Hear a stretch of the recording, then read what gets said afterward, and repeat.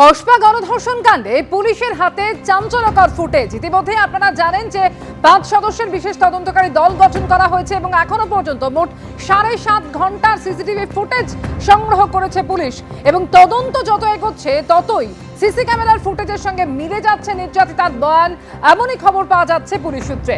College চত্বরে লাগানো যে সিসি ক্যামেরা তার ফুটেজে দেখা যাচ্ছে ঘটনার দিন নির্যাতিতাকে কলেজের মেন গেট দিয়ে বেরোতে চাইলে তাকে আটকাচ্ছে দুই পড়ুয়া। অর্থাৎ নির্যাতিতার যে বয়ান সেই বয়ান পুরোপুরি মিলে যাচ্ছে সিসিটিভি ফুটেজে এখনো পর্যন্ত যা ধরা পড়েছে।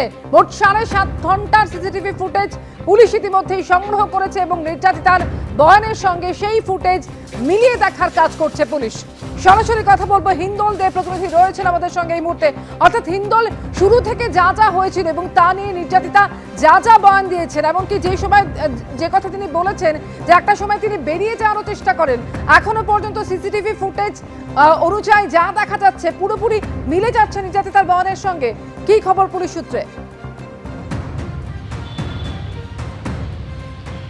একেবারেই তোমাকে বলে রাখি, 5 সদস্যের যে সিট গঠন করা হয়েছিল, পরবর্তী ক্ষেত্রে আরও 4 জনের সংখ্যা বাড়িয়ে 9 জনের যে সিটের সংখ্যা হয়েছে।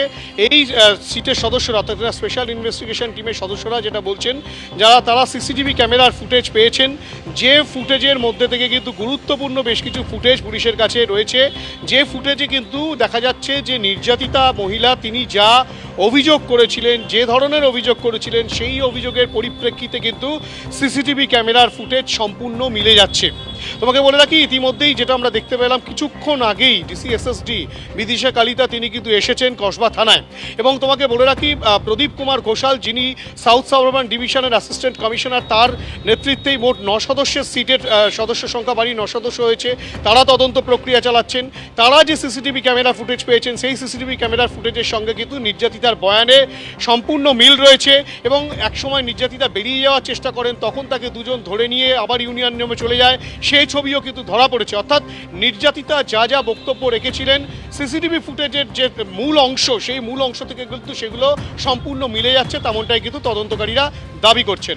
পাশাপাশি তোমাকে আরও একটা বিষয় বলে রাখি যে এখানে কিন্তু তদন্ত প্রক্রিয়ায় যেমন সিসিটিভি ক্যামেরার ফুটেজ এবং অভিযুক্তদের মোবাইলের যে ভিডিও তারা করেছিল, সেই ভিডিও তদন্তকারীরা সংগ্রহ করেছেন। সেই সব বিষয়গুলো যেমন খতিয়ে দেখা হচ্ছে, তার পাশাপাশি পুলিশের তরফ থেকে অর্থাৎ কিনা তদন্তকারীদের তরফ থেকে যেটা স্পষ্টভাবে বলা হচ্ছে, গতকালই মেডিকেল লিগ্যাল যে টেস্ট, সেই টেস্ট কিন্তু নির্যাতিতার করা হয়েছে এবং অভিযুক্ত 3 জনেরই করা হয়েছে। পাশাপাশি এই 4 জন অর্থাৎ কিনা নির্যাতিতা এবং অভিযুক্ত 3 জন প্রত্যেকের থেকেই কিন্তু ডিএনএ স্যাম্পেল কালেক্ট করা হয়েছে। সেই ডিএনএ স্যাম্পেল পরীক্ষার জন্য পাঠানো হবে। এমনকি এই অভিযুক্তদের যে পোশাক, সেই অভিযুক্তদের পোশাক এবং নির্যাতিতার পোশাক ঘটনার দিনকার, সেইগুলো কিন্তু সংগ্রহ করে ফরেন্সিক পরীক্ষার জন্য পাঠানো হবে। গোটা ঘটনায় পুলিশ কিন্তু এই তদন্ত প্রক্রিয়াকে ত্বরান্বিত করার জন্য সিটের সদস্য সংখ্যা যেমন বাড়িয়েছেন, তেমন কিন্তু সায়েন্টিফিক এভিডেন্স থেকে শুরু করে তথ্য প্রমাণাদি সমস্ত বিষয়গুলো কিন্তু একত্রিত করে এই ঘটনাকে কিন্তু ঘটনার যে তদন্ত প্রক্রিয়াকে তা ত্বরান্বিত করার জন্য তদন্তকারীরা চেষ্টা চালাচ্ছেন, তেমনটাই পুলিশ সূত্রে খবর। একেবারে, অর্থাৎ পারিপার্শ্বিক যা তথ্য প্রমাণ রয়েছে এবং ইতিমধ্যেই আপনারা জানেন যে 7.5 ঘন্টার সিসিটিভি ফুটেজ পুলিশ সংগ্রহ করেছে এবং নির্যাতিতার যে বয়ান, সেই বয়ানের সঙ্গে দেখা যাচ্ছে সিসিটিভি ফুটেজে যা ধরা পড়েছে তা একেবারে মিলে যাচ্ছে। ইতিমধ্যেই ডিএনএ নমুনাও সংগ্রহ করা হয়েছে। নির্যাতিতা এবং 3 ধৃতের ডিএনএ নমুনা সংগ্রহ করে তা পরীক্ষার জন্য পাঠানো হয়েছে।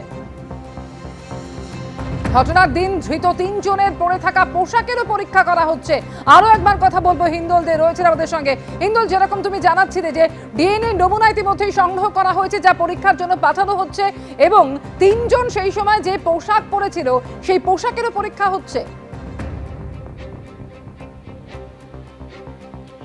একেবারেই দেখো, ঘটনার সময়কার এই নির্যাতিতার বয়ান অনুযায়ী যে স্টেটমেন্ট রেকর্ড করা হয়েছে, সেই তার পরিপ্রেক্ষিতে পুলিশ যেমন তদন্ত প্রক্রিয়া চালাচ্ছে, তার পাশাপাশি নির্যাতিতার ঘটনার দিন তিনি যে পোশাক পরেছিলেন, সেই পোশাক ঘটনার সময়কার সেই পোশাক তিনি যেটা পরেছিলেন, সেই পোশাক এবং অভিযুক্তরা অর্থাৎ কিনা মনোজিৎ এবং মনোজিৎ মিশ্র এবং তার সঙ্গে তার 2 জন যে সহকারী ছিল, তারা এই 3 জনের তাদের পোশাকও কিন্তু পুলিশ সংগ্রহ করেছে। তাদের বাড়ি থেকে সেগুলো সংগ্রহ করে ইতিমধ্যে ফরেন্সিক পরীক্ষার জন্য পাঠানো হয়েছে। অর্থাৎ নির্যাতিতার পোশাক এবং অভিযুক্তদের পোশাক সেগুলো কিন্তু পাঠানো হচ্ছে। পাশাপাশি ডিএনএ স্যাম্পল কালেক্ট করা হয়েছে এই চারজনেরই, সেই ডিএনএ স্যাম্পেলে পরীক্ষার জন্য পাঠানো হবে, সেখান থেকে আরও স্পষ্ট হবে গোটা ঘটনাটা সম্বন্ধে। তার পাশাপাশি তোমাকে বলে রাখি যে এই ঘটনার পরিপ্রেক্ষিতে গতকালই আলিপুর আদালতে গিয়ে নির্যাতিতা 183 বিএনএসএস অর্থাৎ কিনা যে গোপন জবানবন্দি, সেই গোপন জবানবন্দির প্রক্রিয়া শেষ করেন। সেই প্রক্রিয়া শেষ করার পর তিনি যখন রাতের বেলা সেখান থেকে বেরোন, আদালত থেকে বেরোনোর পর সেখান থেকেই তদন্তকারীরা কিন্তু তাকে সরাসরি নিয়ে আসেন যে কসবার যে ল কলেজ রয়েছে যেখানে ঘটনা ঘটেছিল সেই ঘটনাস্থলে, এবং সেই ঘটনাস্থলে নিয়ে আসার পর সেখানে কিন্তু পুলিশ নির্যাতিতাকে সামনে রেখে নির্যাতিতার বয়ান অনুযায়ী সেখানে কিন্তু গোটা ঘটনার পুনর্নির্মাণ বা রিকনস্ট্রাকশন করানো হয়, তেমনটাই পুলিশ জানাচ্ছে। এবং যে পুলিশের তরফ থেকে যেটা বলা হচ্ছে তারা প্রত্যেকটা দিক খতিয়ে দেখছে, একদিকে সিসিটিভি ক্যামেরার ফুটেজ, দ্বিতীয়ত হচ্ছে অভিযুক্তদের মোবাইলে পাওয়া যে ভিডিও সেই ভিডিও, তার পাশাপাশি সিসিটিভি ক্যামেরার পাশাপাশি এই যে পরীক্ষা নিরীক্ষা সেগুলো করা হচ্ছে, এবং তারা কিন্তু রিকনস্ট্রাকশনের পর্যায়ে যেগুলো সেগুলো কিন্তু সম্পূর্ণ করেছে এবং তদন্ত প্রক্রিয়াকে তারা এগিয়ে নিয়ে যাওয়ার চেষ্টা চালাচ্ছেন, তেমনটাই তদন্তকারীদের দাবি। ধন্যবাদ হিন্দল।